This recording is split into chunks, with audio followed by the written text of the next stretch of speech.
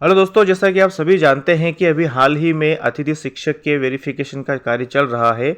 लेकिन यहाँ पर काफ़ी ऐसे आवेदक हैं जिनका वेरिफिकेशन नहीं हो पा रहा है और वो काफ़ी ज़्यादा परेशान हो रहे हैं। समस्या ऐसी आ रही है जैसे कि आप सभी को भी किसी न किसी को आ रही होगी। अगर आपको आ रही है तो आप कमेंट बॉक्स में ज़रूर बताइएगा। जैसे कि अगर यहाँ पर अगर आप आवेदन करने जाते हैं तो वहाँ पर आपको सबसे पहले तो ई-केवाईसी की समस्या आ जाती है कि आपका ई-केवाईसी कंप्लीट नहीं है।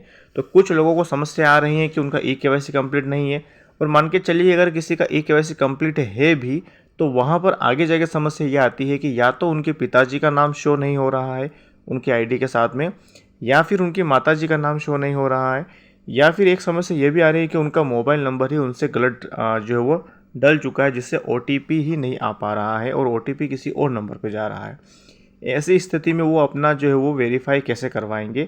ये समस्या काफ़ी लोगों के साथ में आ रही है और इसी को चलते यहाँ पर बहुत सारे आवेदकों ने जो है वो कलेक्टर से शिकायत की है। और आपकी जो डेट है 16 तारीख, संभावना बन रही है कि आप लोगों की जो वेरिफिकेशन की डेट है वो आगे बढ़ सकती है और फॉर्म डेट भी आगे बढ़ सकती है। जब आप इसकी समस्या का निदान नहीं हो पाता आप लोगों का, तब तक ये चीज़ें ऐसी ही रहेगी। आप लोग इसमें आवेदन करते जाइए और अगर आपको समस्या आ रही है तो आप लोग भी इस तरह से अपनी शिकायत कर सकते हैं।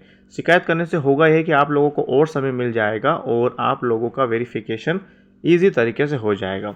तो पूरी यहाँ पर मैं आपको जानकारी देने वाला हूँ कि क्या कैसे कुछ हुआ है और किन लोगों को क्या क्या समस्या आ रही है।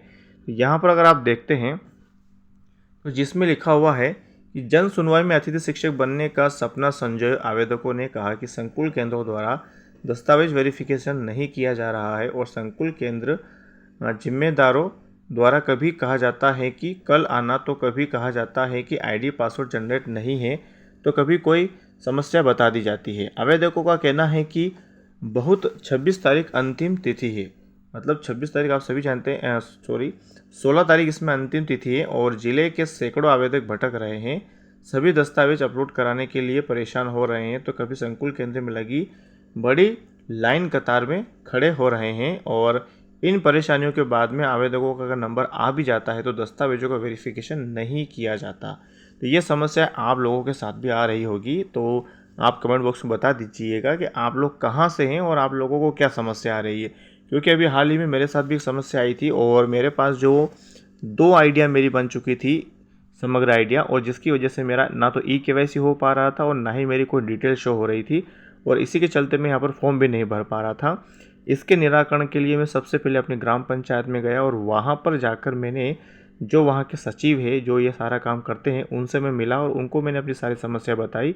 तो उन्होंने मुझे 1 दिन का समय मांगा उन्होंने और 1 दिन में उन्होंने मेरा सारा जो वो काम कंप्लीट कर दिया।